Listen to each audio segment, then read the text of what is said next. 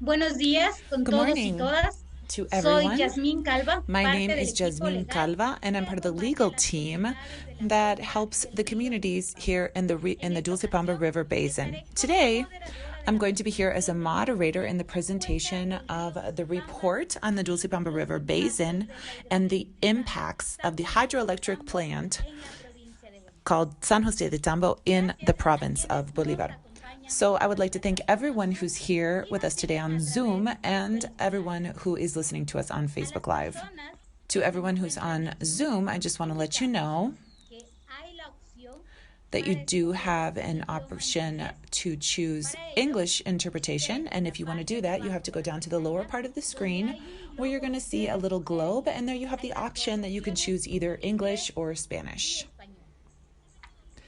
So La the metodología methodology that de we have esta here in this presentación presentation is se going to be divide divided up en into dos two módulos. parts. The El primer first one, módulo which que is going to consiste en la consist of intervención de nuestros y nuestras statements by panelistas our y en un panelists, segundo and then pleno second, we're going para to las have a personas question and presentes. answer period.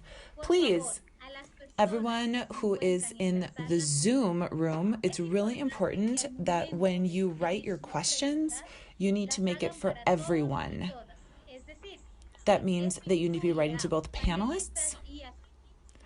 and Nuestro to equipo everyone de else. And so our comunicación communication estará team is going to be recogiendo looking las over the preguntas que questions se and hagan gathering a them up través de Facebook as Live. along with the questions from Facebook Live. Paso a So ceder before la I palabra a los pass the panelistas microphone here on to our participantes. panelists, I would Es very much like importante to situar mention que that las the comunidades de communities la in cuenca the del río Dulcepamba River Dulcepamba Basin llevan por have más de been 16 años demanding for more than exigiendo que se 16 respeten los years derechos respect for humanos their human y rights and velan also the hacia rights el of desarrollo, nature due acciones to de la the actions of the Hydrotambo y Hydrotambo las hydroelectric comisiones plant del and Estado the Ecuadorian ecuatoriano. government.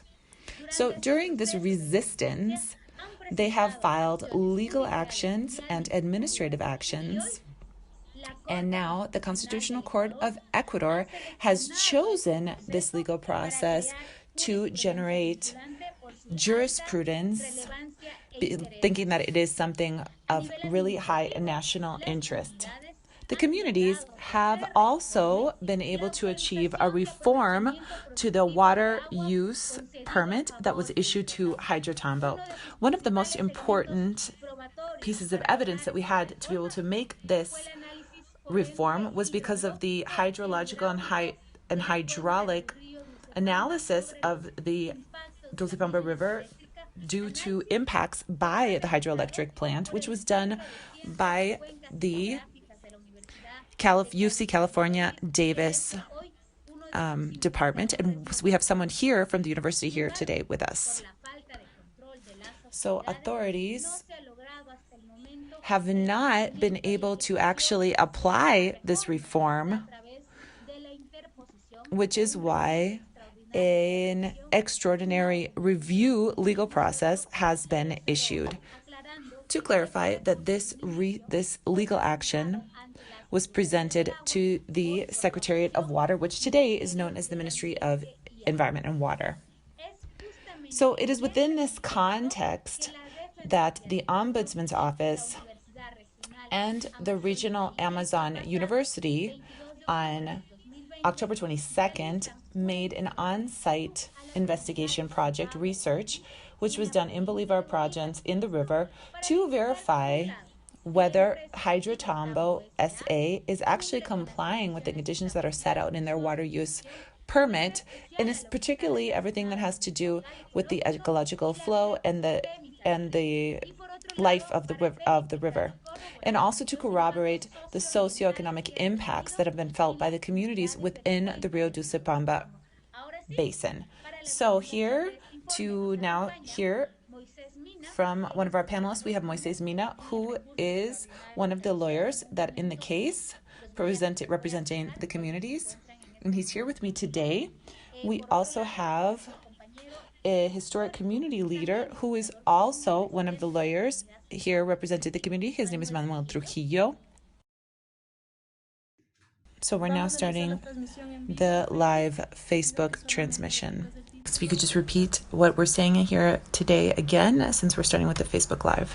I think it's also important to repeat the methodology that we're going to be using. If you could make a quick summary, that would be really great. Thank you very much. Right now, we are live on Facebook. All right, so good morning to everyone who is connecting here on Facebook Live. So for everyone who is on Zoom, we are going to have to repeat the methodology that we're going to be using for today's presentation for the report. So I'm going to introduce myself again. My name is Yasmin Calva. I'm part of the legal team that is working with the communities in the Dulcepamba River Basin. And today I'm going to be as a moderator for the presentation of the Dulcepamba River Basin report and the impacts of the San José de Tambo hydroelectric plant in the province of Bolívar. So people who are here on Facebook Live with us today, as far as methodology is concerned, I want to tell you that our communications team is going to be gathering up all the questions to make over that platform. So the methodology that we're going to be using today for the presentation of the report is going to be divided up into two parts. And so the first part is where we're going to hear from our panelists. And then in the second part, we're going to get questions and answers. So before I pass the mic here on to our panelists, I think it's really important to explain a little bit about the situation that communities are living in the Dulcepamba River Basin, because they have been fighting for more than 16 years, demanding respect for their human rights and also the rights of nature due to the impacts and the impacts because of the hydroelectric plant and also the Ecuadorian state. And so they've filed several legal and administrative actions. And today, the Constitutional Court of Ecuador has selected this legal proceedings to generate case law jurisprudence, finding it to be a case of national interest. The communities have also filed previous legal action, and they have achieved a reform made to the water use permit that was issued to Hydroelectric plant. And so one of the reasons that this reform was accepted was because of the analysis that was made about the impacts of the hydroelectric plant. It's also really important to mention that this analysis that was done by the Hydrographic Basin Department of UC Davis, and we have one of the authors of that report, and one of the researchers is with us here today. I'd also like to point out that because of a lack of control that's been exercised by the Ecuadorian state, we have not found compliance with this new permit, which is why the Ombudsman's office and also the Amazon University in October of 2020 made an on-site visit to the San Pablo de Amalí town in Bolívar province to do an analysis and see whether the hydroelectric plant is actually complying with the conditions that are in their authorization, especially related to the ecological flow and also the ecosystem life in the river, and also to corroborate the different socioeconomic impacts that have resulted from the construction of this hydroelectric plant. It's also really important to point out that this legal action that was filed at the administrative level has been called an extraordinary appeal for review, which is 2018-008. And this appeal was filed by the communities again to the Secretary of Water, which has now joined together with the Ministry of the Environment, and now it's called the Ministry of Environment and Water. So here I'm going to now introduce our panelists. We're here with Moises, who is an attorney in this extraordinary appeal for review that I mentioned. We're also here with Manuel Trujillo, who is a historic leader of the communities and is also the attorney here in this appeal, and he's also president of the community of San Pablo de Amalí. We're also here today with the great honor of hearing from Dr. William, who is part of this River Department of UC Davis, and he is going to be giving us information about the report that was made on the Dulcepamba River. And we're also here today with Jorge Celi, who also is a professor at the Amazonas University. And of course, we're here with Isabel Naranjo, who's also part of this research team. Both of them will be telling us what was found as far as the aquatic ecosystems in the Dulcepamba River and what was found based on the on-site visit in October. And we're also here today with Ms. Pulmampa, who's also a delegate of the Ombudsman office. This has been developed, things that have happened because of the presence of the hydroelectric plant in this area. And so I'm now going to be passing on the mic to Moises Mina. Good morning.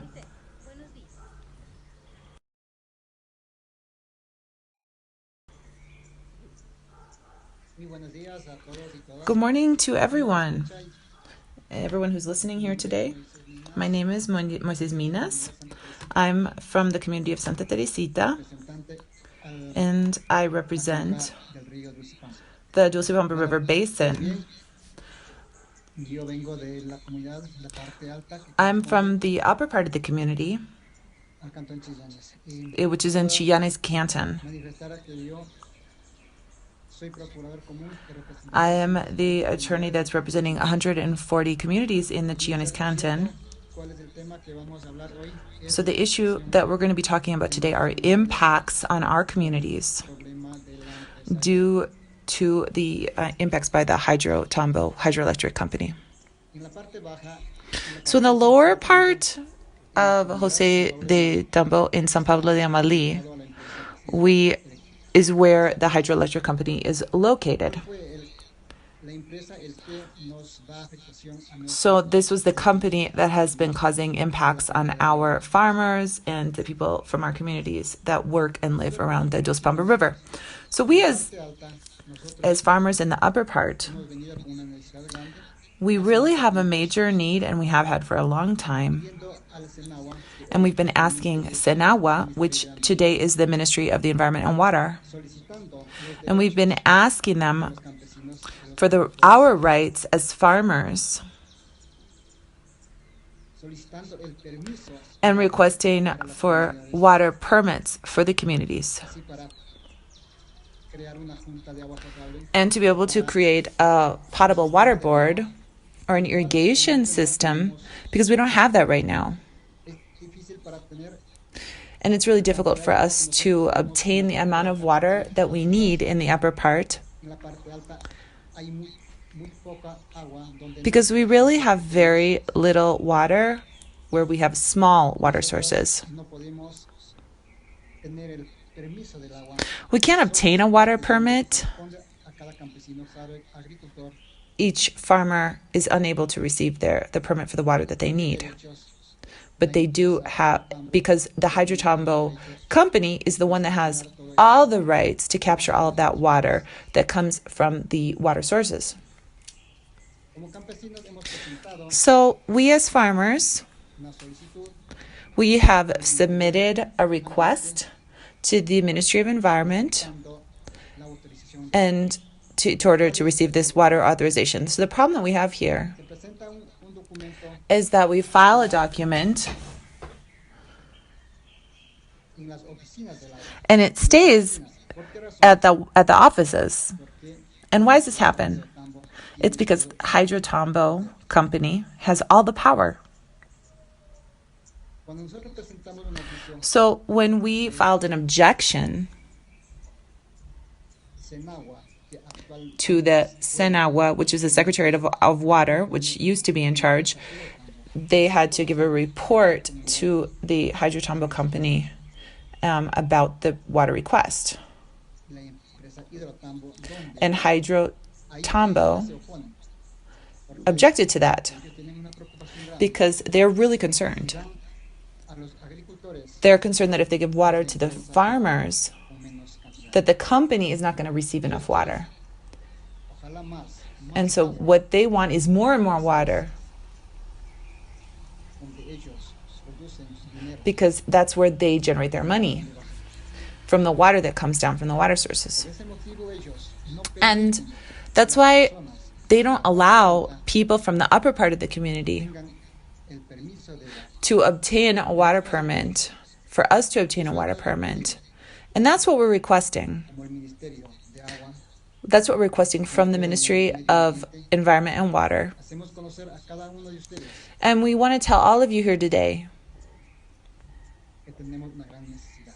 that we have a really major need. From the Dulcepamba River Basin, we have been fighting for a long time now because of this need that we have. We want the government to make the Hydrotambo comply with their water permit, which is already something that's already been issued,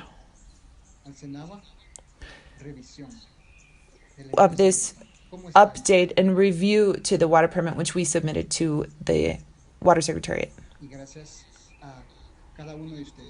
want to thank each and every one of you. We still have a really great need. We know that in the countryside, a lot of the people in the city, they don't know what kind of needs we have, what's happening to us in the countryside. Because those of us, we don't have enough water to survive and to help our families survive and subsist, especially in the winter season. Because from the rains, this is where the water sources come from, and people live from that. That's what happens in the winter. But in the summer, it doesn't work. And so they have to take their clothes down to the river to be able to wash their clothes. Or some mothers take their horses down into the streams where they can drink water. And so those are the kind of needs that we have in the upper part. And so I just want to thank each and every one of you, everyone who's listening. So we thank you and we say hello from Chillanes County. Thank you very much to Moises. And I just want to mention from what you said that the government has been able to get this resolution to make sure that the company complies with its resolution. And so thank you very much. Now we're going to hear from Manuel Trujillo, who I said is a historic leader and also an attorney in this extraordinary appeal for review from the community of San Pablo. So good morning, Manuel. Good morning. I want to say good morning to everybody who is listening to us and everyone who has been connected here with us today. My name is Manuel Trujillo. I am the president of the community of San Pablo de Amalí. So for 16 years now,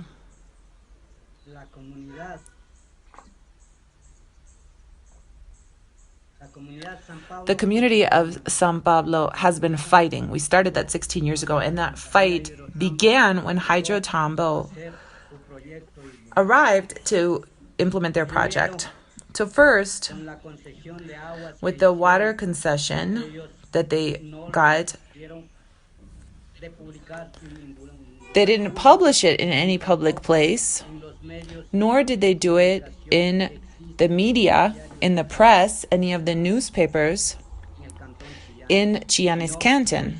They did it in El Clarín newspaper, which is from Babahoyo, which is in Chimborazo province, a different province. And so for all of these reasons, we as farmers, as the local people, we started really looking into this and seeing what was going on. And that was when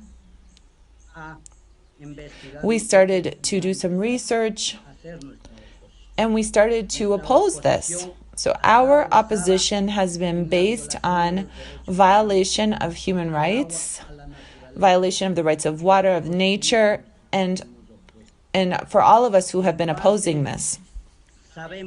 So on the one hand, we know that the hydroelectric plant came to do their survey because of all of the cocoa plants, the oranges. They went into our lands with police officers. They didn't have any permit. They didn't have anything from any authority, nor did they have any permit from the landowners. And so that was when our opposition began. And that's why in 2006, the military came in. there were confrontations. People were injured. People were taken by the police.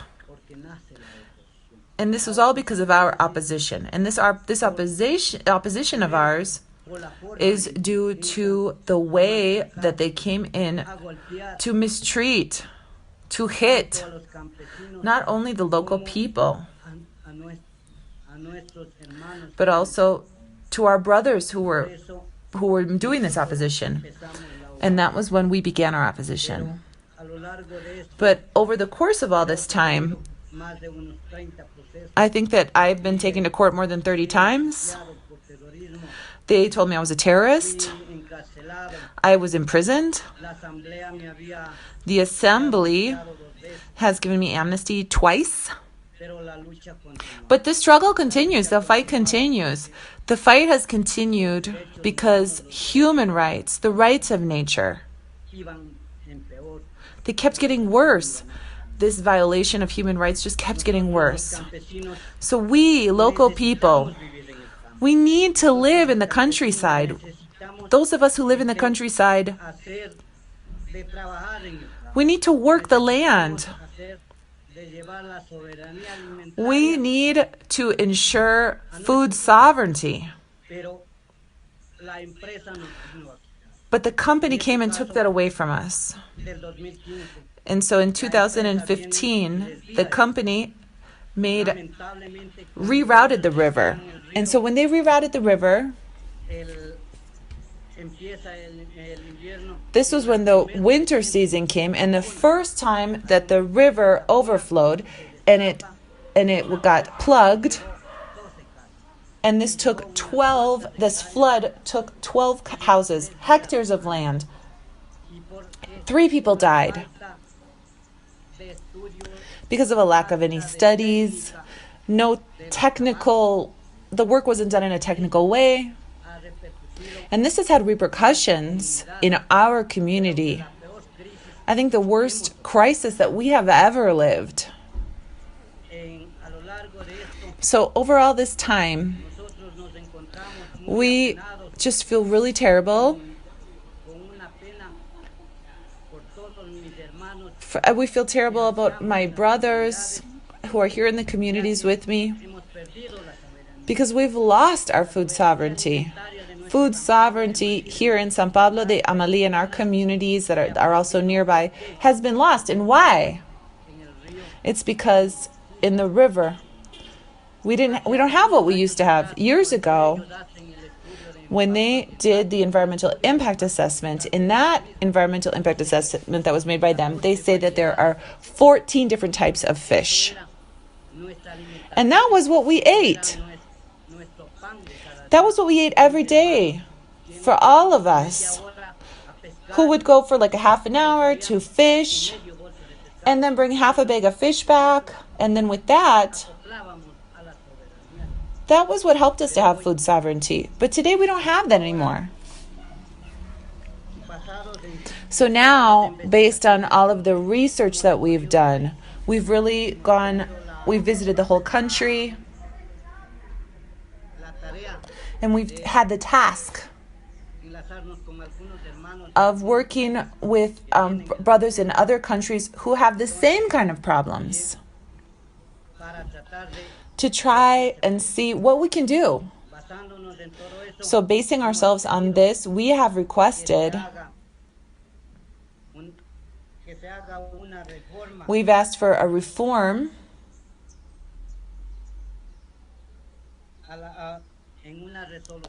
to a resolution that was made for the water concession. And so that was what we requested based on the study, on the technical study that several universities and several technical experts from other countries and also from here that did. And that was the request that we made. And in October of last year, the Ministry of Water said that we were right. They said that they have concessioned an exorbitant amount of water to the hydroelectric company and that in the summertime, and they explained to us that we have 2 problems. The one problem It's in the dry season when there's no water. So when there's no water, we who live in these 442 communities that are upstream, we're not able to use the water because they ask us that we have to let the water flow down to the hydroelectric plant. And so that's why we want to ask the Minister of Environment and Water for that resolution, what they did, and also to the ARCA. We are making this request that the resolution that they issued has to be complied with so that we, as the people that live in the country, can have more access to water so that we don't have to continue with this opposition. And also, we also want a reform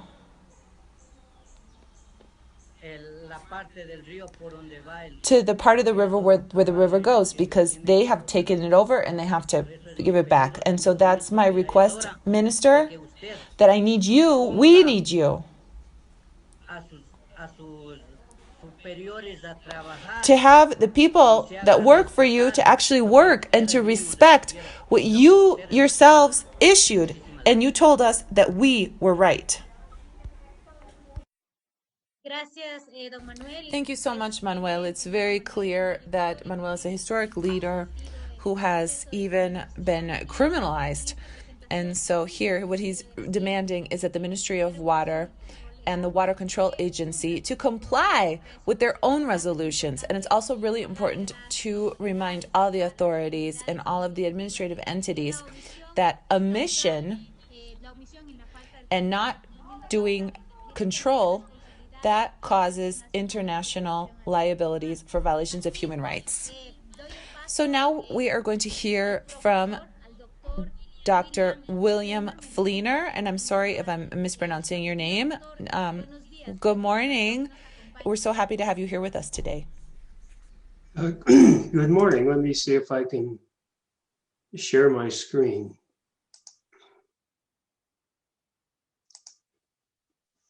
Has that worked? Sí. Okay, so you can see my screen fine. Okay. In late 2015, early 2016, we were contacted by the Dulcepamba team to see if we could help them understand and determine whether the hydropower plant had caused the flooding damage.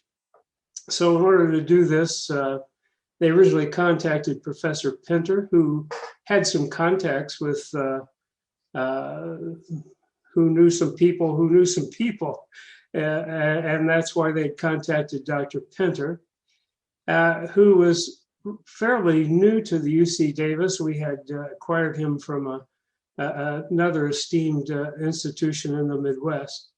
And so he asked me, as the lead modeler and supervisor of models for the Center for Watershed Sciences, to see if we could develop a team. And so I solicited Jeanette Newmiller and Wesley Walker, who had basically finished all their graduate school work and were waiting for the school term to end and acquire jobs to join us.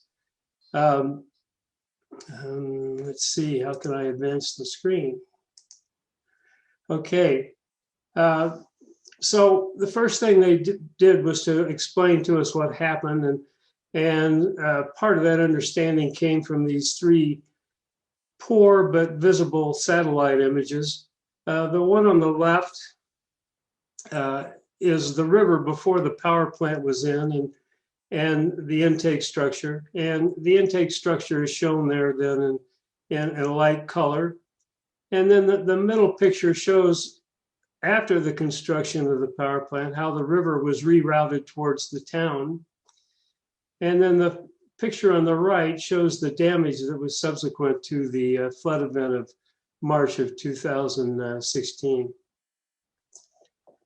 The power plant then published a report that that said that the event was a return interval of 33 years, and the flood flow of 400,000 cubic meters per second lasted for 4 days. And so to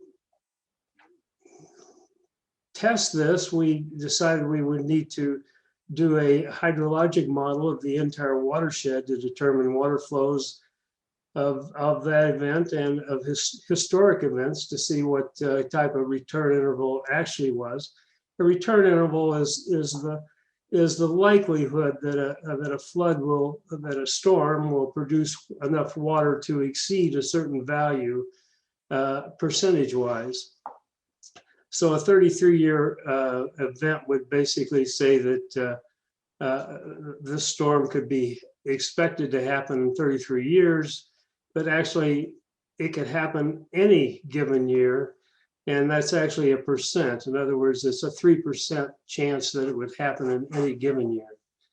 So to do this, we felt we needed to do a twofold study. One was a hydrologic study of the watershed to determine the range of flows that had historically occurred, and of course the flow that we expected to see at that event.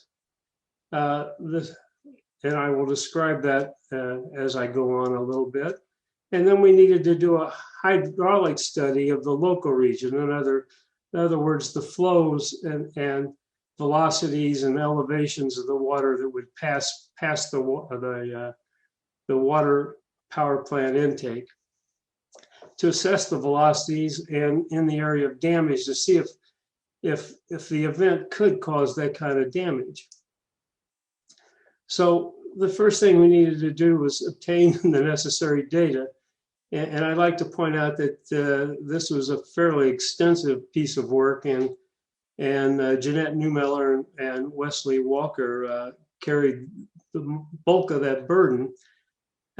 So we obtained all these data. We obtained graphical information, shape files of the watershed delineation, the river streams, the channel geometries as best we could, precipitation data, discharge data, which was flow in the river, which was not too plentiful, but there was enough to calibrate our models.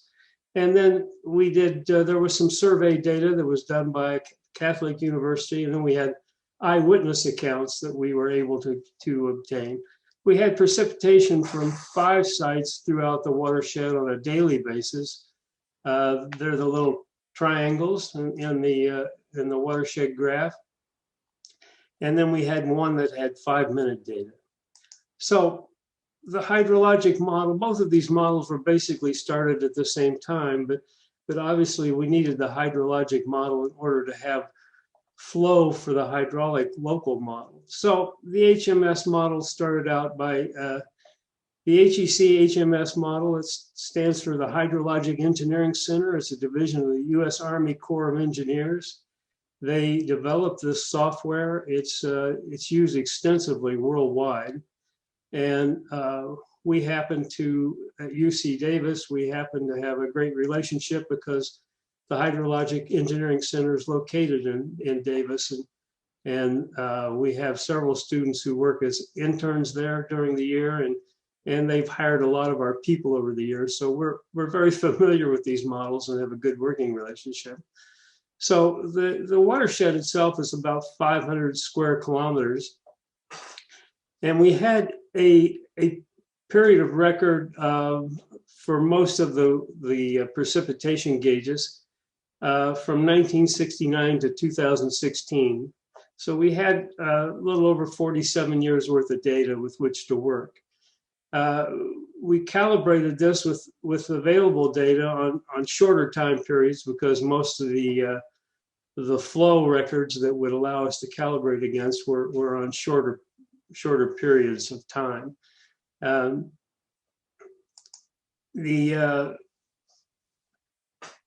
watershed was broken into 3 subbasins, and then the parameters that were involved in calibrating the model are shown in this table, and they are all well within the range of normal values for watersheds in this region.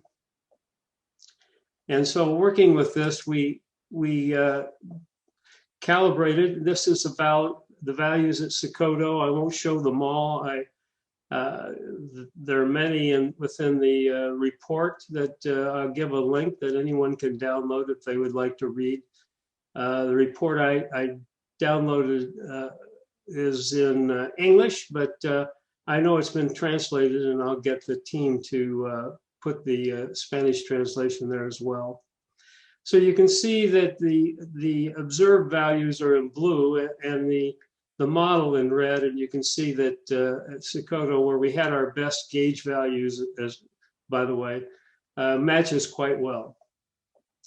Now, downstream, of course, at San Pablo de Amalí, the flow is greater. It gets up to over 58 cubic meters per second in 2016. So this is you know, like 25%, 1/4 of what the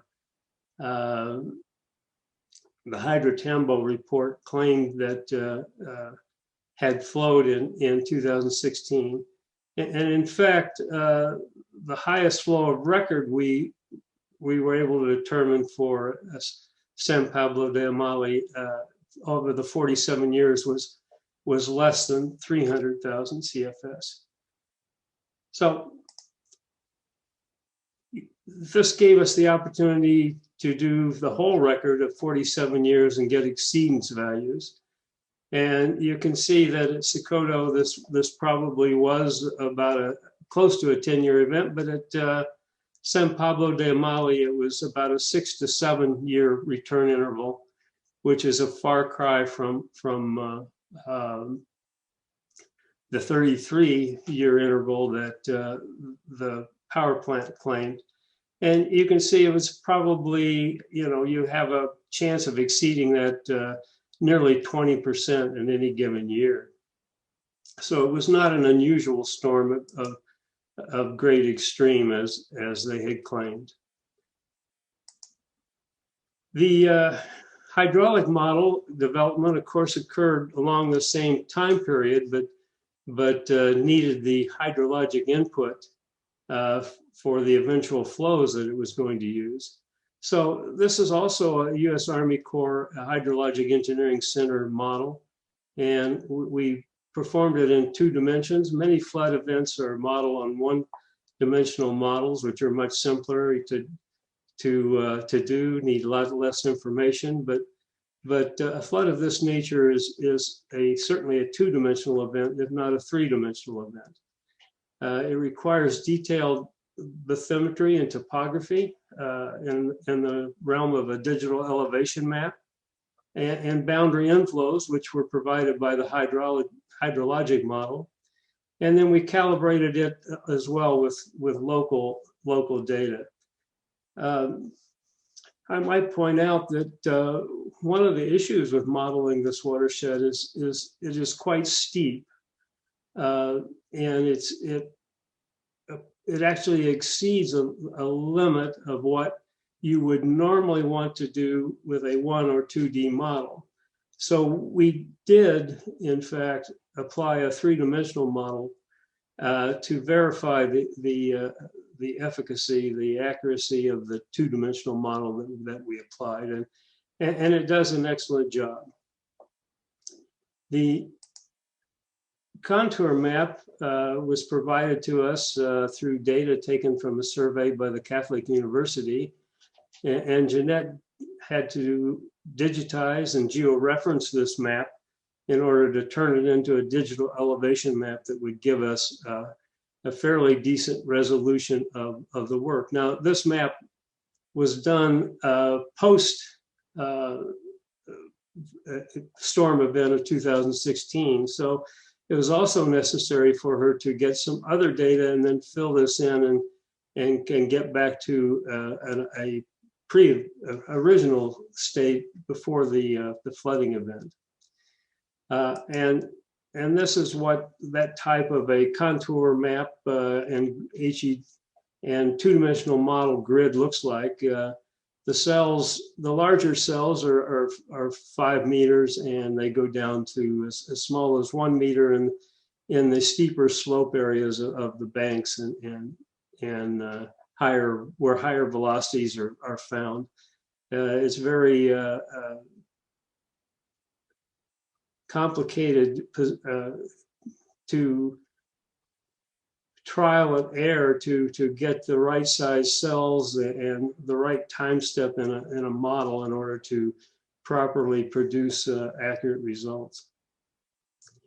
And these are some of the types of output that the model can produce and that are in the report. The screen on the left shows the water elevations down through the channel, and the brown, of course, is the intake facility, and the lower hatched area is the lost property from the 2016 event, and then the chart on the right are the water velocities of this event, and you can see that water velocities approach between 8 and 10 meters per second in certain areas with the darker red areas.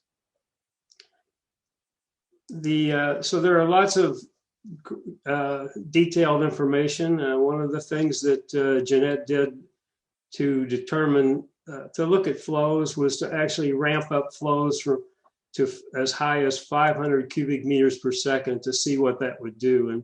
And even at those flow rates, you can see on the graph on the right, the green is the bottom of the channel, and the red is the observed elevation of 2016, and the blue line is the elevation of the water as predicted by the model. And you can see that the model, even at 500 cubic meters per second, says the elevations would not have gotten that high without some type of other cause. And as Manuel said, there was a blockage, and that blockage built up water and caused the flooding and the erosion. And the model here kind of demonstrates that. You might note that the blue line is not level. And that's because the momentum of the water takes it to the higher side of the channel, which is one reason you need at least a two-dimensional model to model this type of event. So one of the other benefits of the hydrology that was done for the 47-year period is the ability to look at water availability and low flow conditions. This graph represents in blue the average daily flow over that 47-year period. The red, a 90% exceedance flow. In other words, you would expect the flow to exceed that value in 90% of years.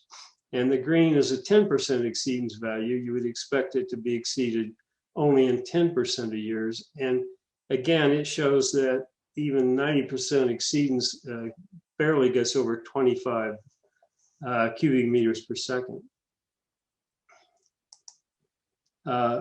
Sometimes these data are more valuable looking at them monthly, certainly more valuable to a farmer. And they can be broken out this way. And these data can be developed for the entire watershed, all up and down,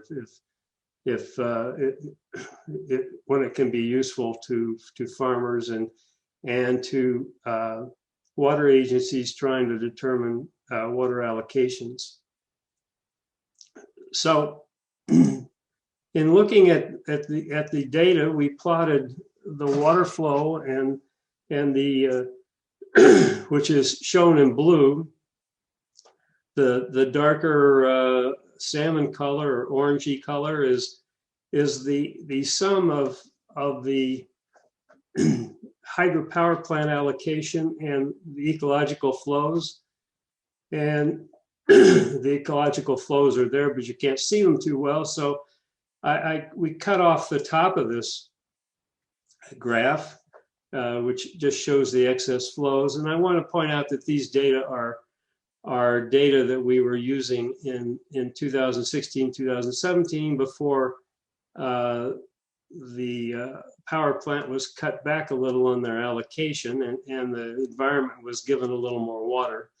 But those data could also be plugged in. And the point of this graph is to see that when you look at the orange area, which is the sum of the allocation and the ecological flows, the available flow, which is in blue behind it, you can see that very often that the flow in the river is not going to meet what is demanded of it. And in fact, at 69% of the time in this study, it did not. And of course, this is looking at this on a daily basis. If you look at it on a year, and if you looked at 2016, which is a low flow year, it's probably not able to meet the power plant and ecological requirements up to 80% of the time. So sometimes looking at a multiple year average doesn't really tell the whole story. And quite frankly, in most parts of the world, and particularly here in California, we don't allocate water on an annual basis in that manner. We do it on the basis of daily flows in many cases, but typically at least on a water year type where you've broken it into 5 or 6 different expected water year levels, and you allocate on that basis rather than a fixed value for all years. So I've told the basics of the work behind these two efforts, and there's a report that we made to the Organization of American States at a hearing in Washington, D.C. that's quite extensive. And then we also published this in a journal in May of this year. And both of those reports can be obtained at this website and downloaded. And I thank you for your time.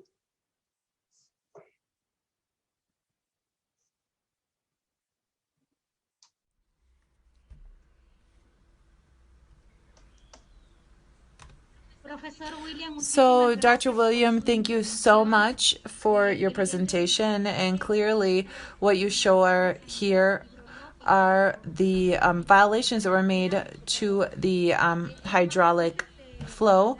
And so I've taken a few notes from 2 of your conclusions that were made.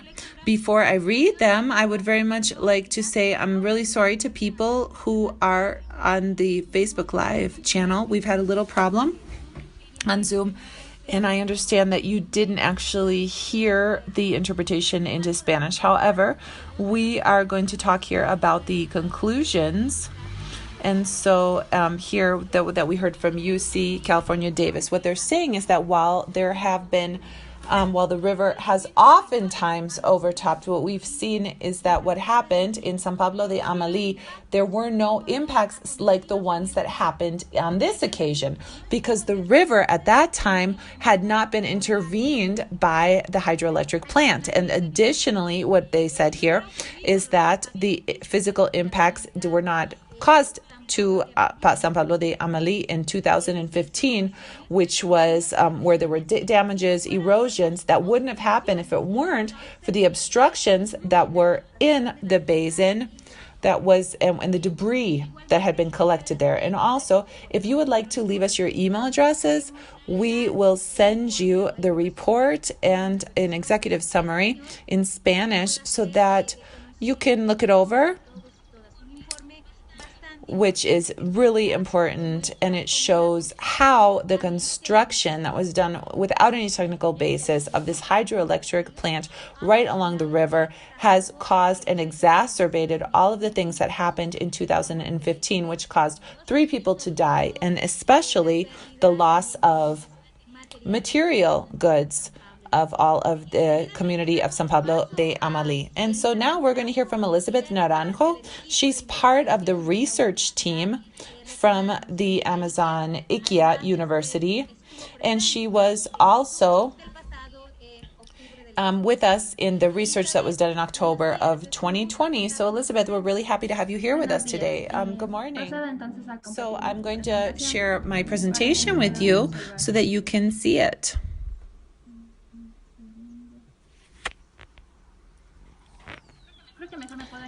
Maybe you guys can help me sharing the screen because I'm having problems.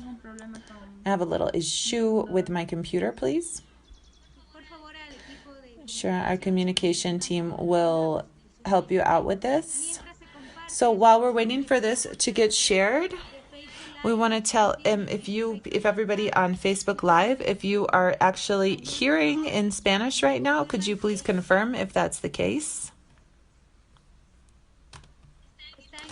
Okay, so on Facebook, it's in Spanish, just so everybody knows. Effectively. Okay. And so, no, we're going to continue here. So, Elizabeth, thank you very much. And here's your presentation. Okay, great. So, we on the technical team under the supervision, we had the on-site visit like Jasmine talked about. So what we did was an evaluation of the aquatic ecosystem of the Dulcepamba River in the hydroelectric plant area. And what we did was take analysis and samples in 4 places, some in the higher part and others in the lower part when the water goes back into its regular channel. And so what you can see here, these are the ones that were taken into account within the ecological flow, some that were upstream and others that were downstream of the plant.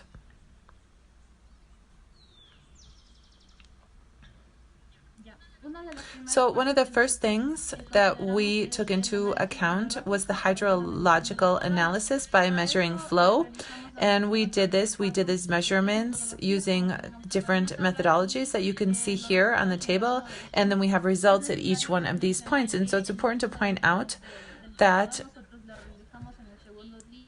the tracer dilution method we used, and there you can see like a small increase in the flow because the day before there had been a little bit of rain. However, it's worth to point out that this decrease in the flow from points 2 to point 3, which are within the ecological flow, and so we need to take into account that after point 1, there's a rock wall, which makes it impossible for the water to flow normally through its ecological flow, and the only place where the water can flow is through infiltration in this wall because they don't have the right kind of structure. And then in point 4, what we can see is when the flow goes back to its normal basin. And so here we can see a small increase in point 3, and that's because of the fact that along the river there's a lot of tributaries that bring small amounts of water into the ecological flow. And so we observed a reduction of nearly 97% of the flow after the collection point, as you can see in these different amounts. And despite the fact, as you can see here, it doesn't meet the ecological flow that is required under the resolution, which is 1.43 meters per second. It doesn't happen at any one of these points. And we can also see here that there's a similarity between the flows at points 1 and point 4 after the water goes back to its regular flow.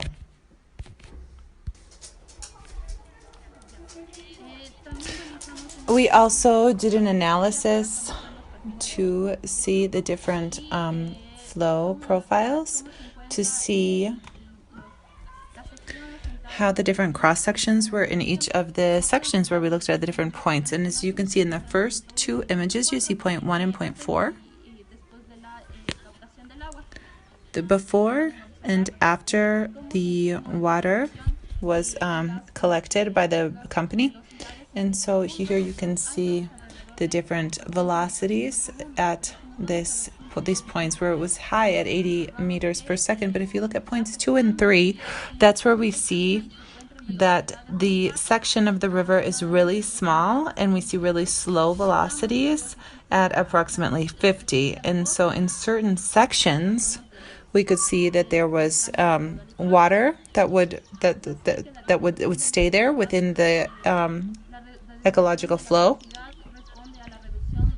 We can also see a reduction of velocity has to do with the reduction of the ecological flow and also the structure that the hydroelectric plant had installed, which changed the rivers where it would normally flow. We also see a rock barrier that really reduced the kinetic energy of the water. And this directly affects the channel's morphology, the physical and chemical parameters, and also the aquatic communities and other species that live in the river. So if we go on to the next slide.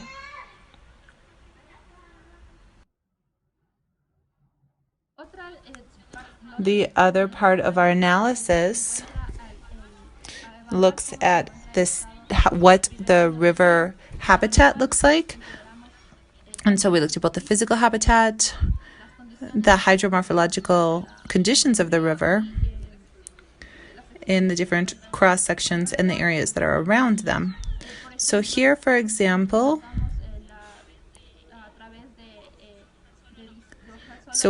through observation, that's how this methodology works, where we looked at the impact on the river habitat, deforestation, the currents, changes to the width and the depth of the river, the level of erosion, changes to the river morphology.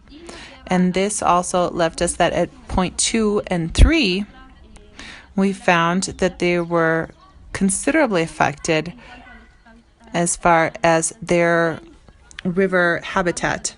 So we looked at the different river vegetation in points 2 and 4. We saw that that was definitely impact, and it had less than 97% of the flow of the river. We also found that the geomorphological modifications were seriously affected, caused by the collection of water by the hydroelectric plant, and also because of the rock wall barrier, which doesn't allow connectivity between the different parts of the habitat.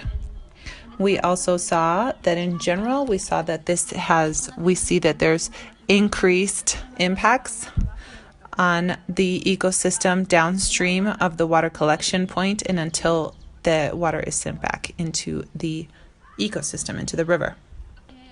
So here we also did a physical and chemical analysis of the water in the different points that I mentioned at the beginning. So here we see a small increase in temperature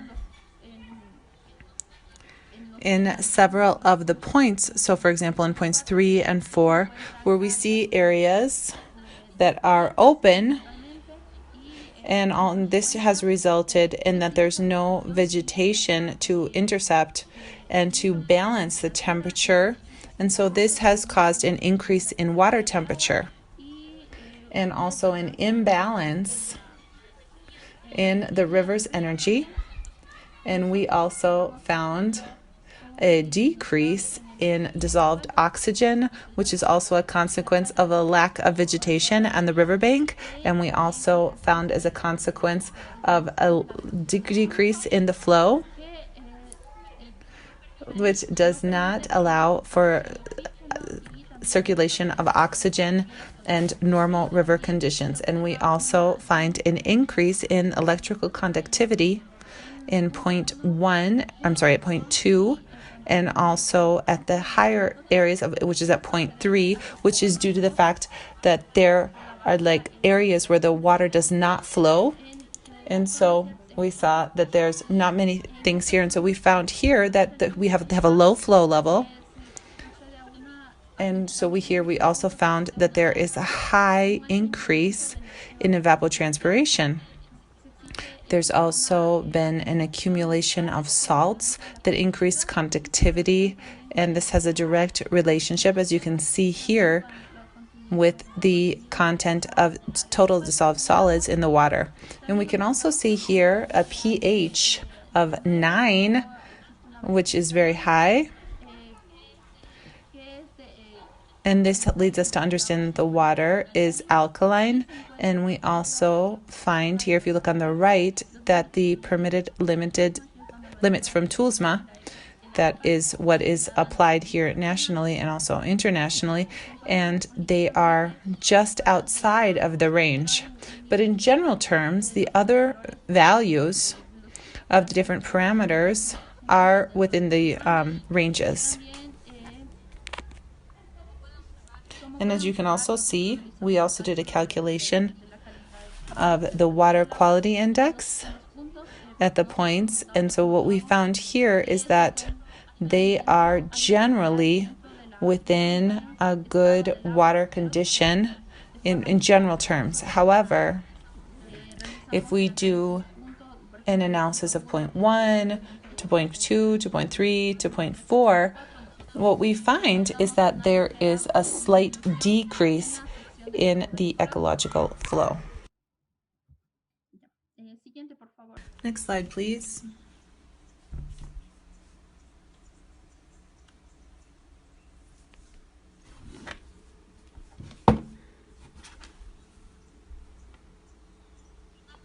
Finally, we evaluated the amount of and the status of the macroinvertebrates at the different points.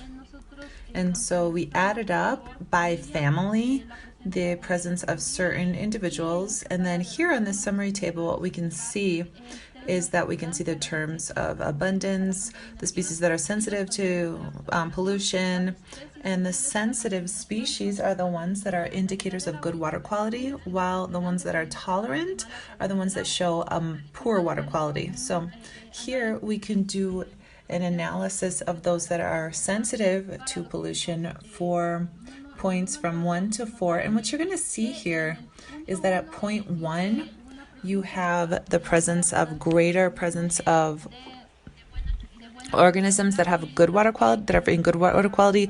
Whereas, so for example, you can see the opposite when you see a lower amount of species that are indicators of poor quality. And so this changes when we go to point 2 and point 3, where you can see that these amounts are the other way around. And so we can see species that are indicators of poor water quality due to the fact, like I mentioned, that there's these like areas of the water where you've got a lot of organic material, and you can see that there's conditions for there to be a proliferation of species that indicate poor water quality, and to reduce the species that are good indicators of good water quality.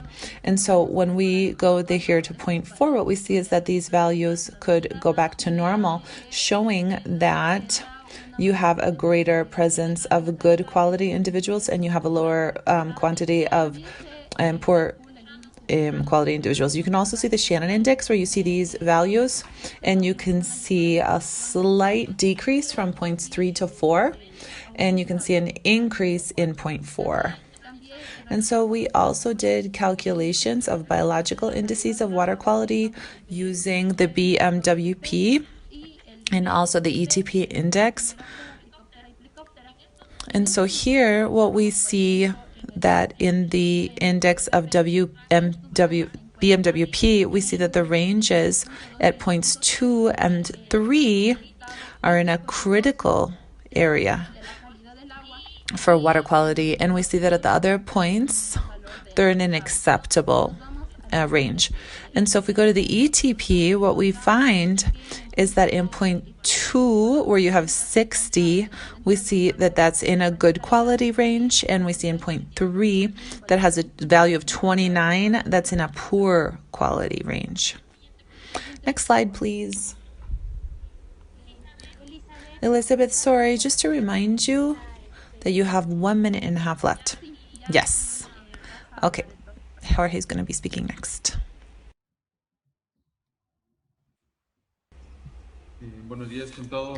So, good morning from everyone to everyone. Thank you so much, Elizabeth, for explaining the findings that we had.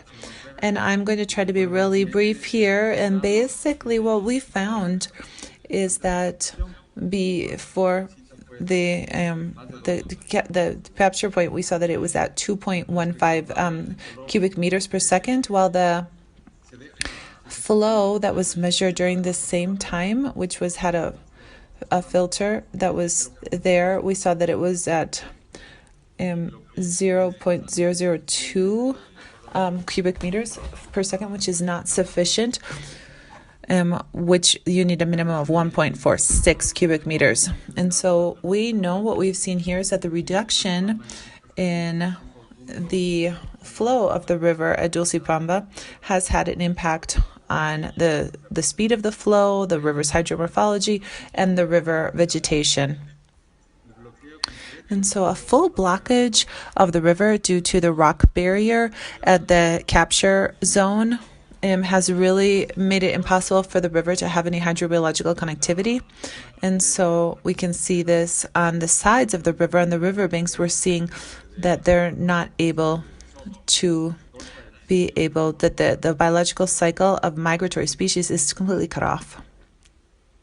Next slide, please.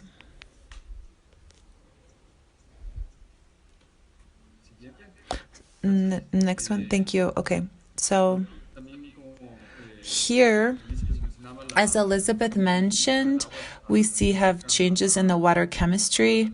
Also has affects the normal development of aquatic wildlife, and we also found that there has been a recovery where we have indicators of poor water quality, where we saw that the ecosystem is not working well. If we go to the next slide, please.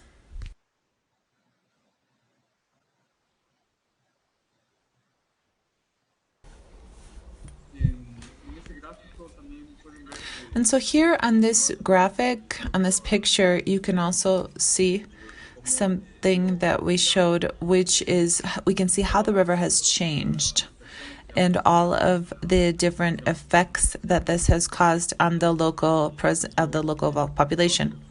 And so as you can see here, this river has had really major consequences, and also consequences for agriculture and local production.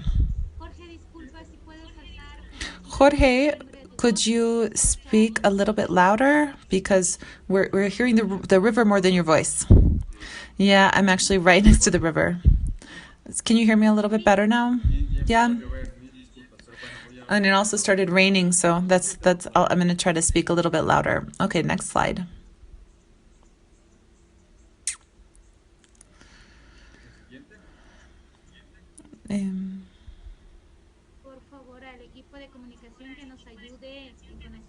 Can the communication team help us with the next slide, please?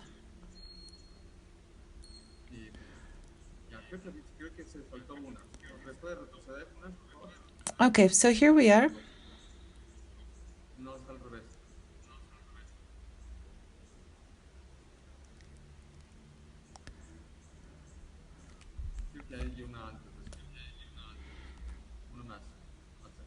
There's one more before that, and we can go but one more further back.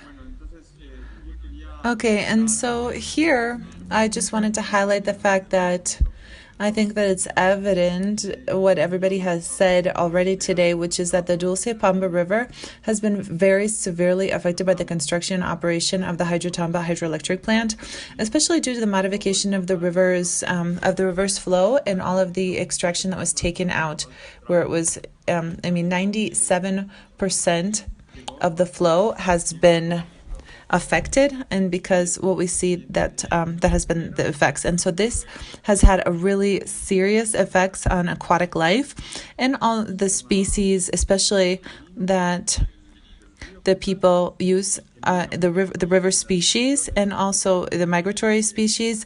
And also the populations of people in San Pablo de Amalí that were people that they were fishers. And so now, obviously, they're not finding those species, which was their source of protein. And so I believe that if the corrections are not made, it's going to take decades for this to reestablish this ecological flow and correct the problems that have been caused. Next slide.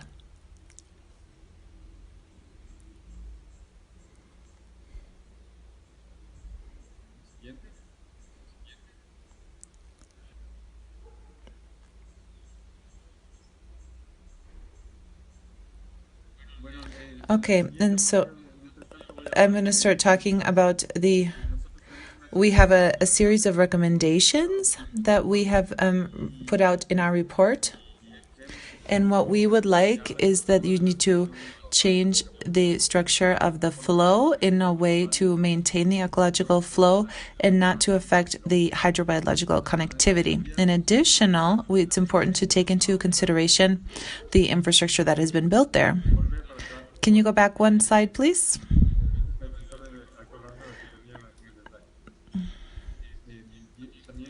It's important to do monitoring, hydrological and biotic monitorings, and to set up hydrometeorological stations in the watershed. And so if we can go, thank you.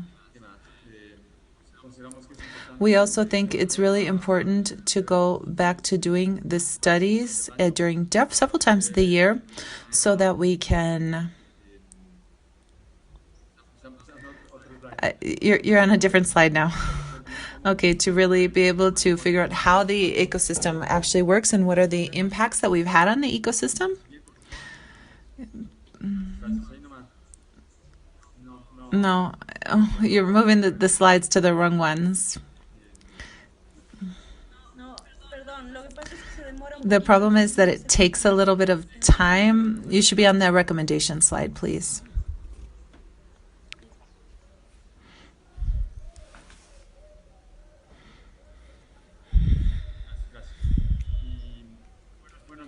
Okay, so also we determined in October when we went into the fields that we found that the ecological flow that's insufficient, and so that the flow for the month of November, during which Hydrotambo is able to take 0.3 cubic meters, the river doesn't generate enough there, and so that is the dry season. And so there's not enough flow. And so in general, we think that it's really important to review the status of this infrastructure work. And the ARCA has the responsibility of really making decisions here, taking quick decisions, timely decisions, as far as these activities are concerned, and to demand that they comply with the limitations that have been established, which is to maintain the ecological flow. But they also need to review, like we had mentioned, to look at this infrastructure and see just how operational it is and to see if it actually is how it's working. And so that's all I have to say for now. So thank you very much. Thank you, Jorge, for this really valuable contribution that you've given here. And it's really important to point out the conclusions from the Ikiam University and its on-site review, what they found. And I'm taking Jorge's words here that the ecological flow that was measured during this time was insufficient for good operation of the aquatic ecosystem, and it doesn't comply with the 1.46 cubic meters per second that was required.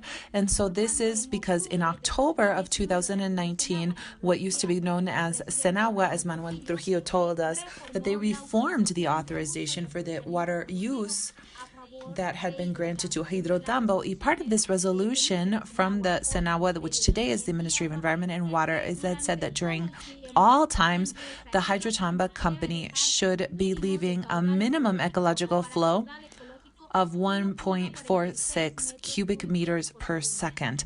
And that's why when Ikiam University made the visit to San Pablo de Amalí, they corroborated the fact that that is not being complied with, this ecological flow, and that what they have there are infiltrations that in no way can be considered to be an ecological flow. It's also really important, based on the report that was issued by the Ikiam University, which says that the greatest presence of macroinvertebrates that are tolerant to pollution is due to the interventions and changes to the river's flow. And so also it's really been really clear in the report that the Dulcepamba River has been severely affected by the construction and operation of the hydroelectric plant, especially due to modifications of the river's trajectory. And so especially in the part where there's been the greatest effects. And this has serious effects on aquatic life and also on the people who depend on the river. And so it's also really important to tell you that in this resolution, which we have been referring to during the entire presentation, the SENAGUA, which is today the Ministry of Environment and Water, orders Hydrotamba and gives them a term of 6 months to send blueprints and 2 years to rebuild these water collection points that they have, and also the ones that connect to the ecological flow. And so with these clarifications that I've taken from the report that we received from Jorge, Celi, and also from Elizabeth Naranjo, we're now going to hear from the Ombudsman office, and we're going to hear from Meli Pumalpa. And so we'd like to thank everyone. Okay, good morning, everyone. My name is Melida Pumalpa. So just real quickly, I'm going to talk about the fact that the Ombudsman Office is the National Office of the Rights of Nature and Human Rights. So part of our authority has to do with protecting the rights of people and also of nature. And so in this framework and in the restructuring that was done under the organic law of the Ombudsman Office, we created the National Office of the Mechanisms for Prevention, Precaution, Protection, and Promotion and Restorations of the Rights of Nature. And I'm part of that office. I'm a specialist in that area. And so within this framework, the Ombudsman Office, as part of its authority, made a site visit in October of 2020. And we did this to be able to see and verify the situation involving the communities in the Dulcepamba River Basin, and also specifically in the area of influence of the hydroelectric company, to verify 2 specific aspects. And the first one was, what is the situation of the communities? And the second one is to verify the rights of nature, which here in this framework, we're talking about the Dulcepamba River. And so if we can put up the slides, please. And so meanwhile, I also wanted to tell you that we're going to be talking about 2 main issues. The first one is going to be the results that we obtained during the visit. And then finally, we're going to be looking at our conclusions. So let's go to the next slide, please. So these are the 2 main issues that we're going to be looking at today.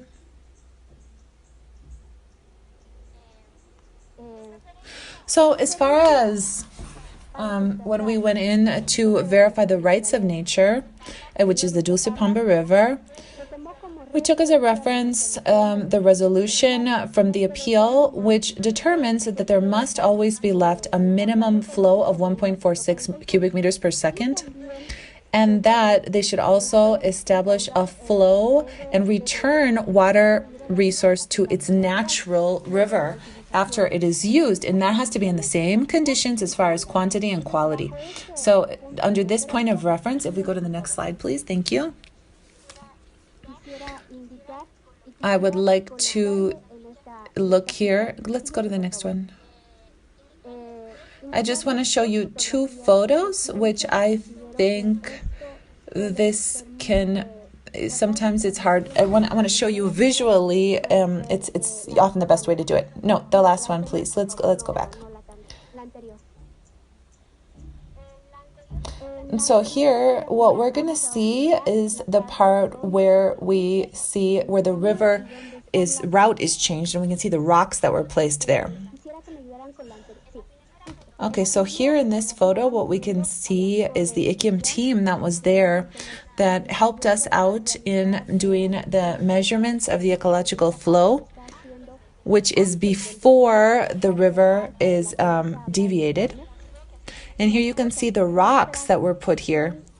And so you can see these little barriers that were put up in the river to reroute it.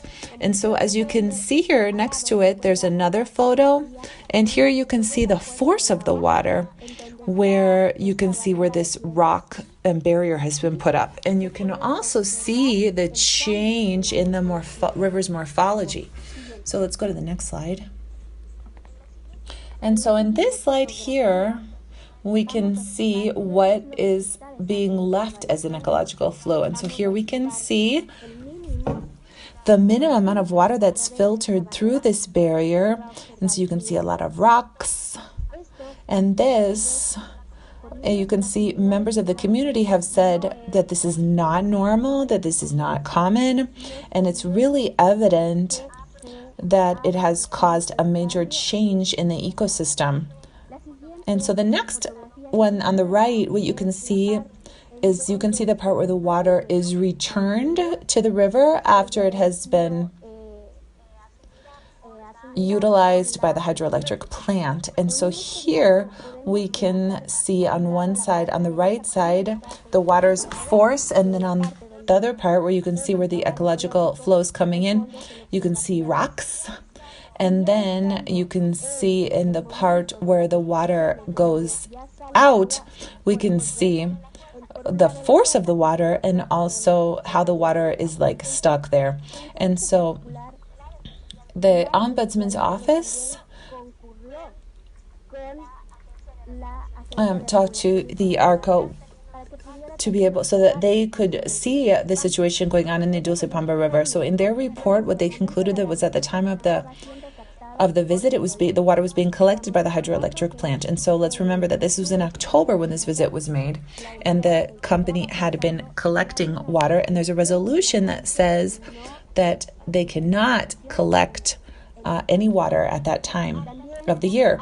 And ARCA always says that there are rocks that don't make it possible for the ecological flow to pass, and that situation is what we see in the Dulcepamba River. It also says that they're seeing that the return of the river, which is what we see there in the second photo here on the right, that it's many kilometers downstream of the collection point. So what we're seeing is that there are changes to the morphology of the river, which is we can see how it should naturally be flowing and the ecological flow, and that it has been, or it has an effect on, just next slide please, that this has caused an effect on the ecosystems, both the aquatic ecosystem and also the riverbank.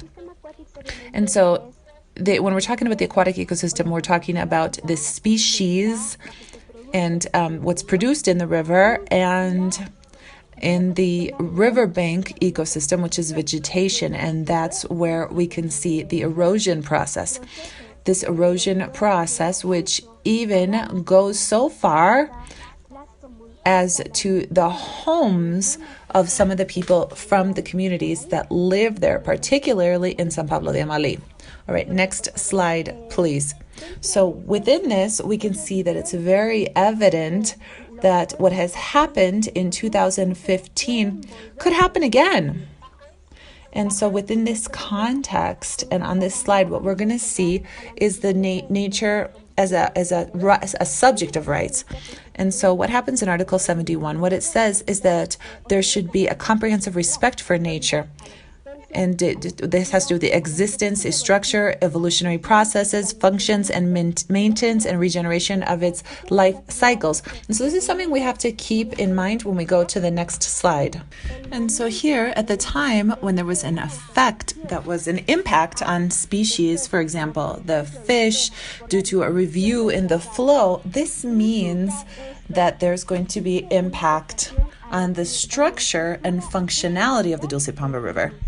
And this is notable that this is caused as a consequence of this barrier that's been put up in the river, which at the same time has reduced the flow, which means that that species begin to be developed, like our other colleagues said, that happen when there's a lot of pollution or contamination or when there are impacts. As far as the upper area, which is before the collection point. And so here we see is that this means that there is a lack of respect for the rights of nature.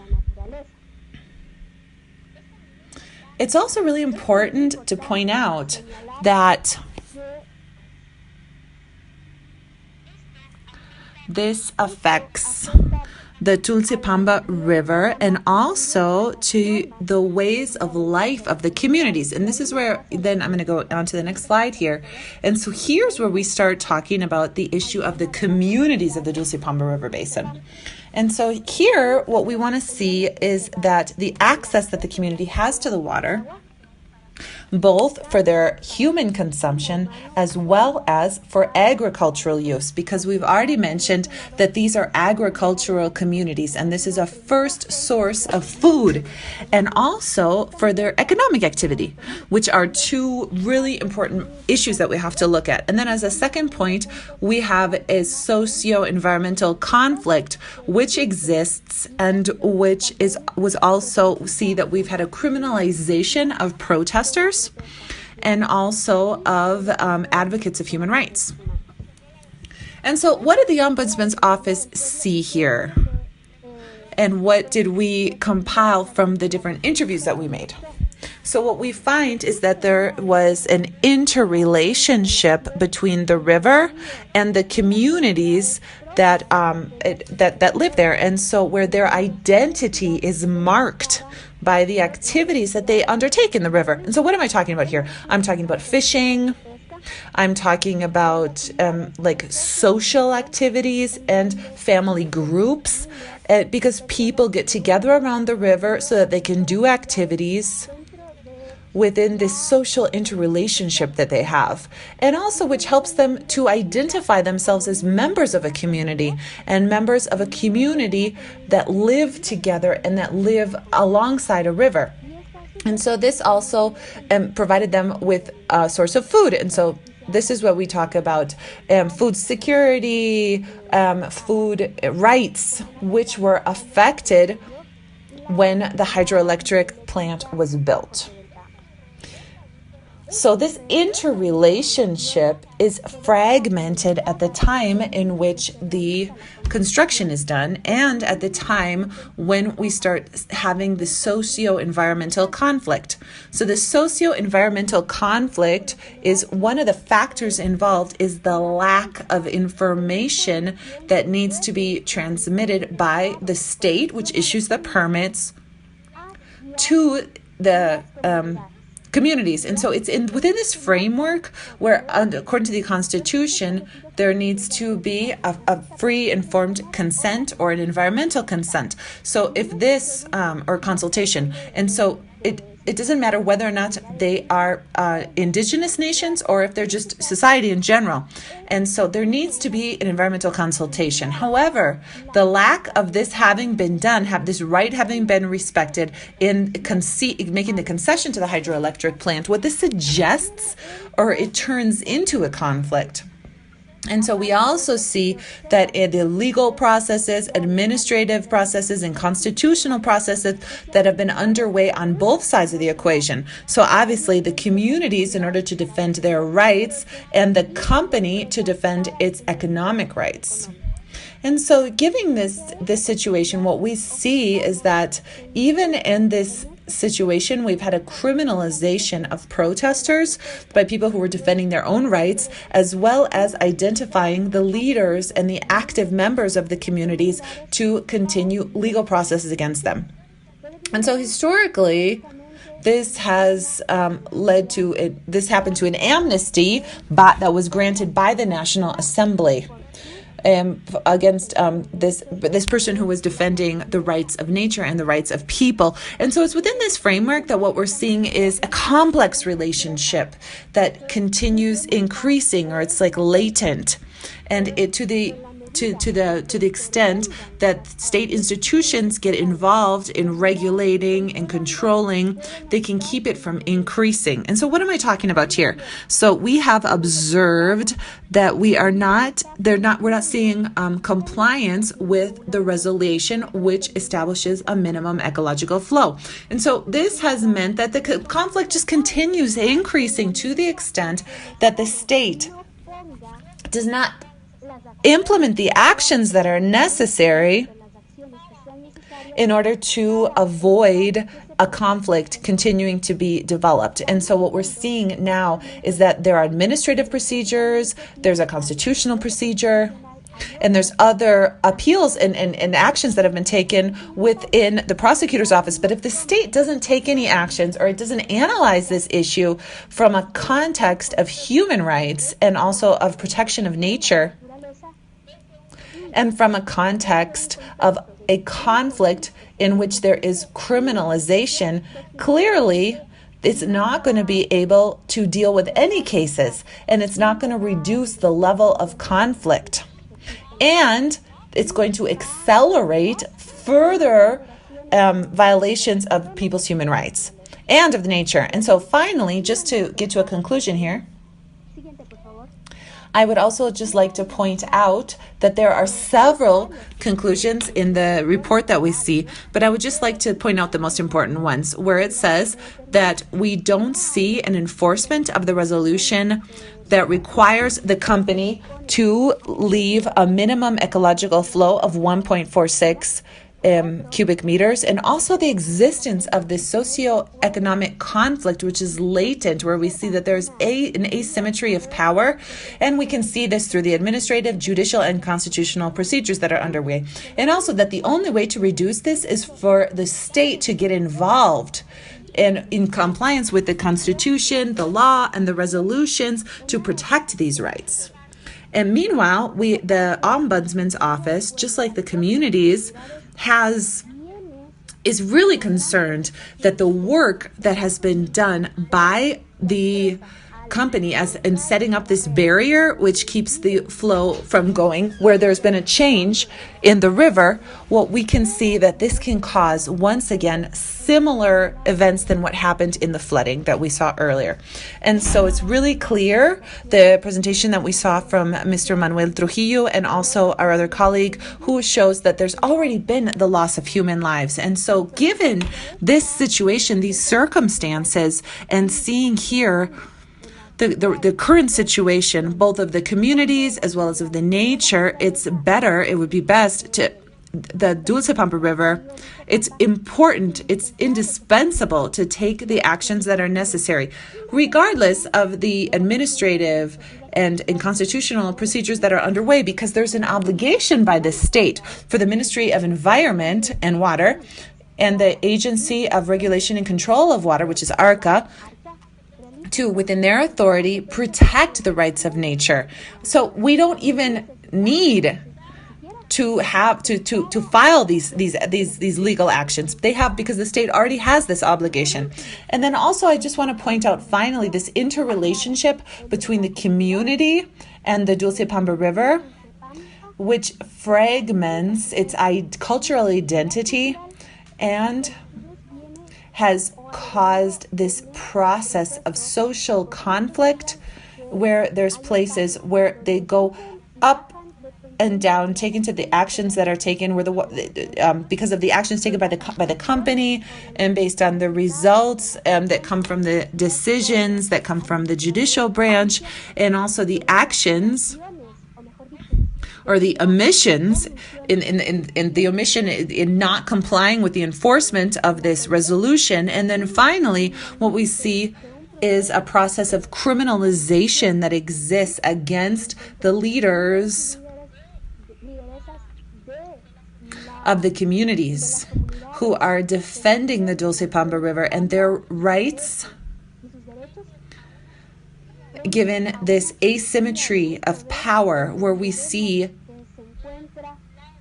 the hydroelectric company on the one hand that is trying to make sure that their economic interests prevail, and on the other hand, the people and their human rights and the rights of nature. And there's several recommendations. And one of these recommendations is further to implement the actions that are necessary to comply with this resolution, that the state, through the state institutions and at the time of making these types of concessions, that they need to respect the rights that have to do with environmental consultations, right to a dignified life, etc., and to having a safe environment.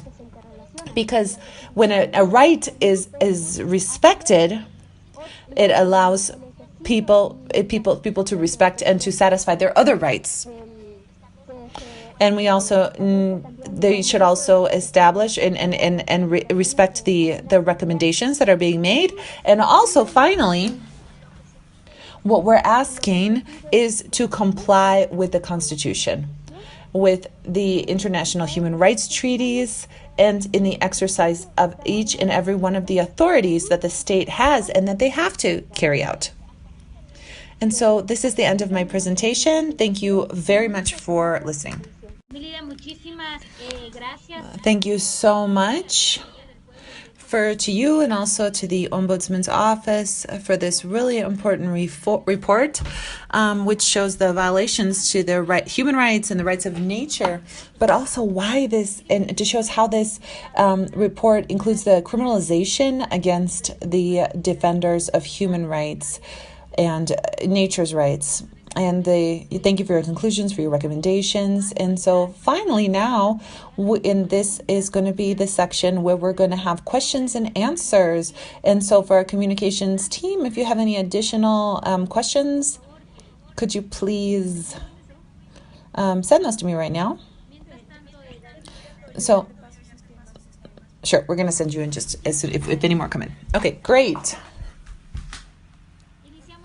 So we're going to start with a question that we have from Zoom, and this question is for Moises Minas and Manuel Trujillo, and the question is, as participants, how can we help to demand compliance with the resolution by the Ministry of the Environment and Water? All right, well, good morning.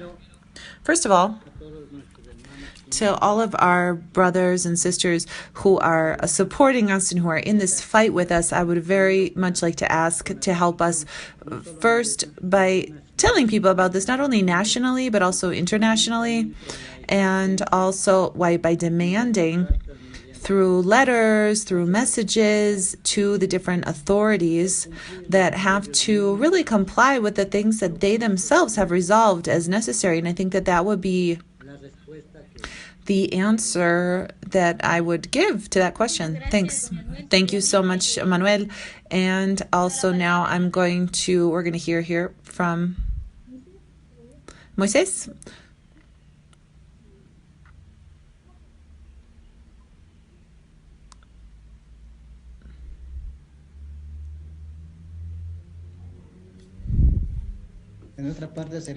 So the other thing would be to help us to demand from the authorities to comply with the things that we have asked. Thank you so much, Moises. And so now this question comes from, this is a question from the doctor from California, UC Davis. So the question is it possible that the event that happened in 2015 could happen again?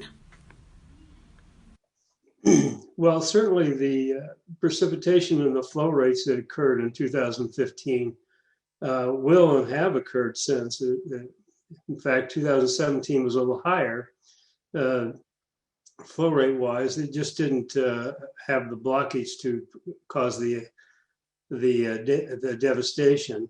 But if you look at the hydrology, there will be flow events that will be at least 3 to 4 times higher than what occurred in 2015. And at those rates, it's possible that the power plant itself would cause enough blockage to do damage and devastation.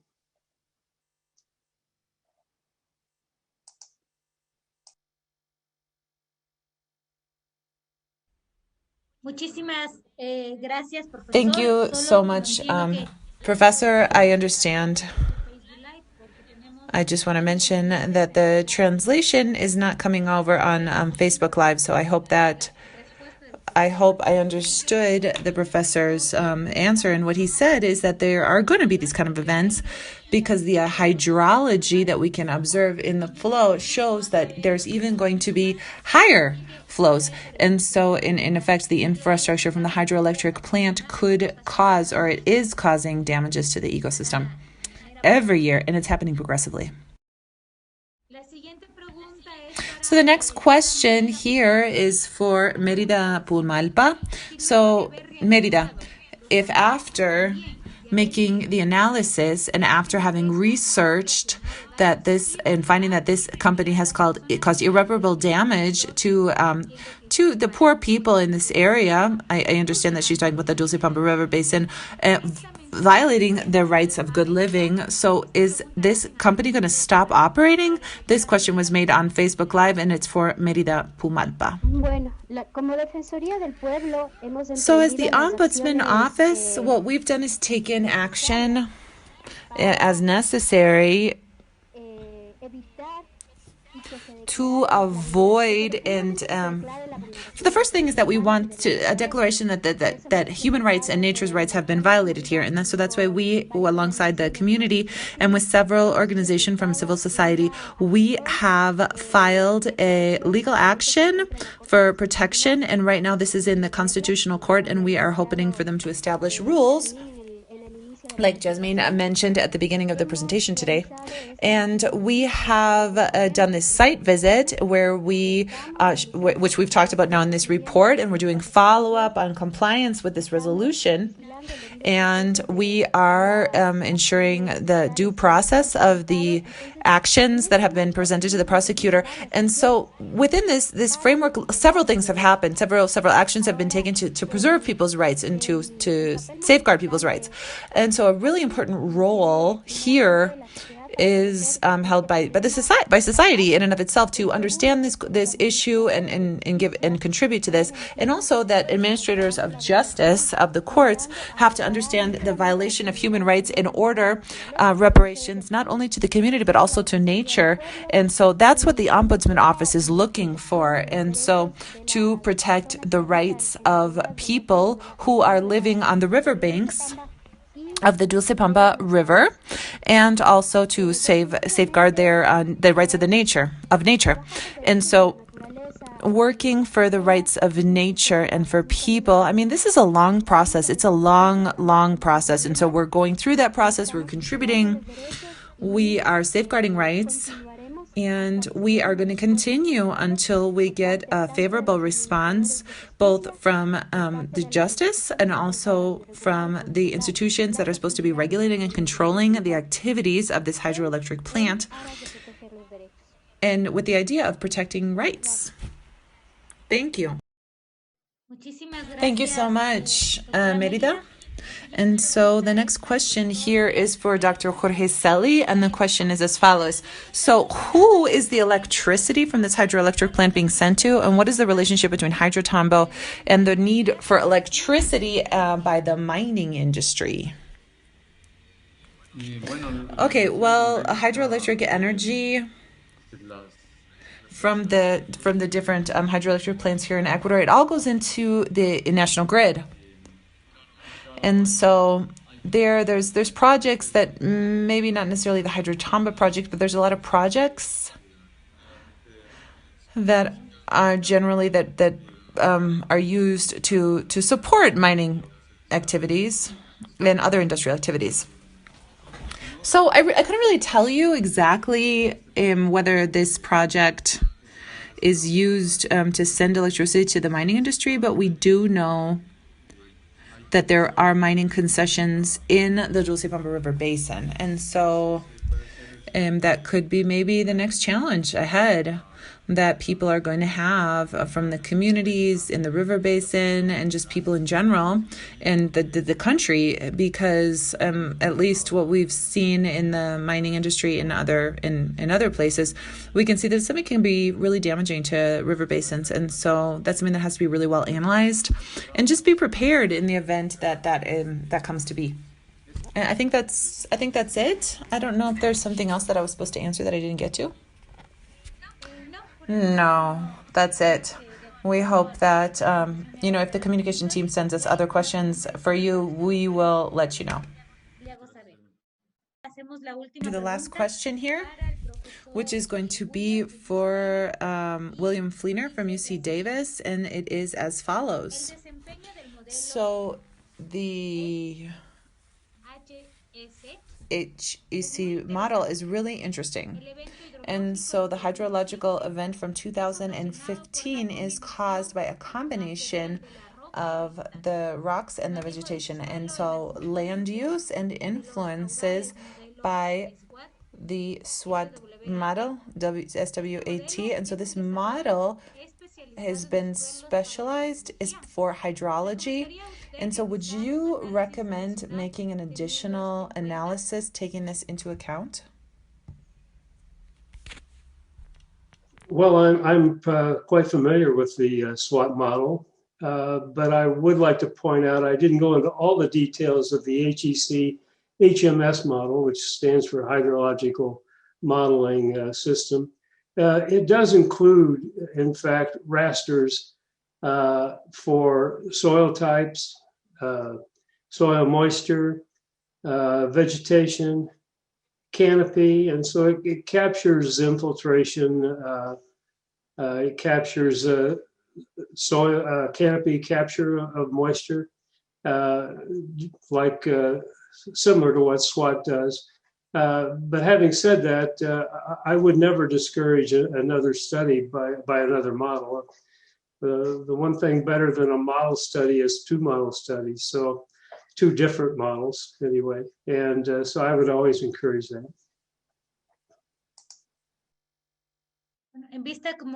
Well, since I would say we're not getting the translation in Spanish on Facebook Live, I'm just going to give a quick summary of what the professor said about this HEC model, which takes into account the evapotranspiration and others, but he also recommends that it's always important to do more study models. So give me just a minute here to read the following question. So this question is for everyone, and it's as follows. So given the possible risk again to the life of people due to an overtopping of the river every year since 2015, what has the Etp done to protect the lives of the people that live in the communities? And so that's going to be our last question today. We're going to start with Ms. Pumalpa. We've also gotten questions as far as the Etp visit was done when. There were two visits, one that was in 2016, and then this last one, which was on the 22nd of October of 2020. Okay, so Ms. Pumalpa, you can go ahead. Okay, thank you very much. And so the Ombudsman's office is a national office, and we have delegations in each one of the provinces. And so it's within this framework that the case arises in the provincial delegation of Bolívar province. And so the Bolívar delegation has started investigations, oversight, and during this entire time has been working on this. And this is so much is the case that the visits that were made have been both by the delegation as well as the National Office for Collective Rights and Natural Rights, because we see that there was a restructuring that happened over time after the organic law came out, which came out in 2019. And today, the mechanisms we use are also different. So the last visit that was made by the Ombudsman's office was in October of 2020. And so this was by the national office, but our delegations have always been on an ongoing basis doing activities and also raising alerts. And so given this lack of activity or inadequate actions that have been taken by other state institutions for regulation and control, what we've done is file for the guarantees, the constitutional guarantees. And so, like I said, with the communities and with the different civil society organizations that are supporting the research work, investigative work. And so this is what the Ombudsman's office has been doing. However,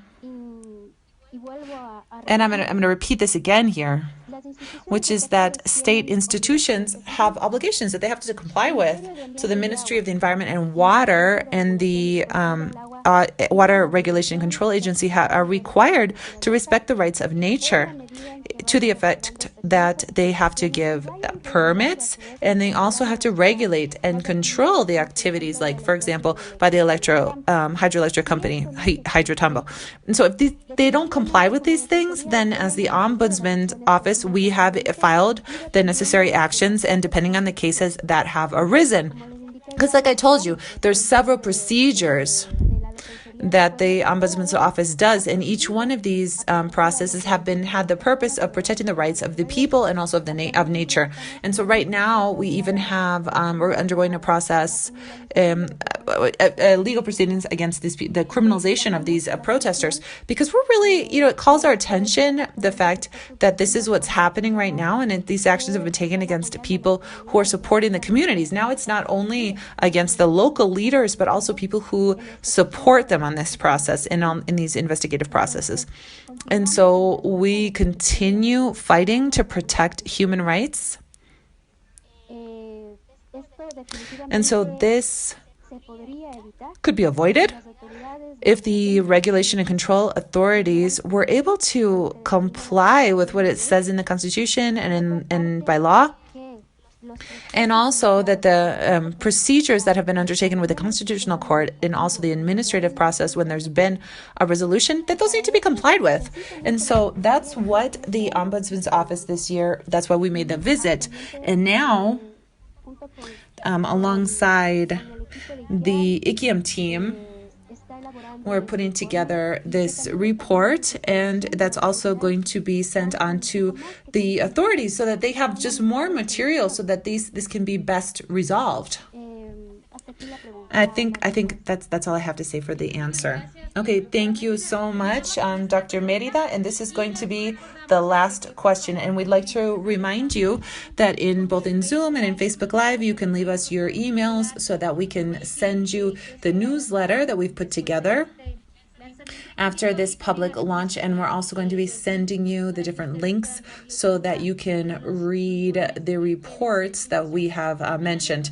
And so, Don Manuel, this last question is for you, and this question comes from Sikbaited from the environmental law in Boston. And so what are you doing to ensure that this case becomes a scientific example of community involvement, etc., to be able to get justice and to really set a precedent in the country, and not only in the country, but in the world? Well, first of all, the communities have organized ourselves, and the organizations have provided support, and also professors have done studies, and everyone has really put their grain of sand to get the conclusions, and based on those reports, to have demanded that the Constitutional Court will make a precedent out of this case. Thank you so much, Manuel. And so we're going to end the presentation of this public report that we have from Ikiam University and the Ombudsman's Office. We also would like to thank the human rights organizations that have been here with us today, just like the Ecumenical Commission of Human Rights. We also thank Acción, Ecologica, Inredh, and also the Dulcepamba organization, the Ikiam organization, the UC Davis University in California, but especially for each one of you that have listened to to us and who are coming together to demand that these resolutions be complied with to reform, and that we already have about that was a reform that was already made. And so the dignity of people and the dignity of nature must be above and beyond any other economic interest. And to close, here come from Manuel Trujillo and Jose Minas and Manuela Pacheca and our historic leaders, and also we demand that the Ministry of Education and the Constitutional Court of Ecuador, that please to the court that you call for a hearing, because this case has been selection, also to the Ministry of the Environment and the ARCA, to please make sure that there's compliance with your own resolutions, because what we want is justice for Dulcepamba. Thank you so much. We hope that we get justice and this will all come to an end. Justice for Dulcepamba. Justice for Dulcepamba. Justice. Justice. Justice Dulcepamba. Justice. Justice. Justice Dulcepamba.